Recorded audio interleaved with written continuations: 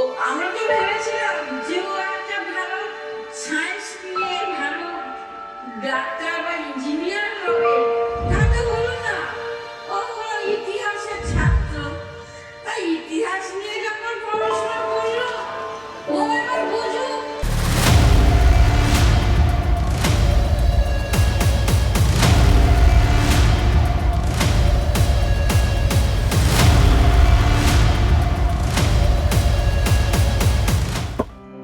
শুনুন, জীবনে সমস্যা আসতেই থাকে। সমস্যা হচ্ছে জীবনের একটা অংশ। তাহলে কি আত্মহত্যার পথে যাবে? দেখুন, সমস্যাহীন পৃথিবী হয় না।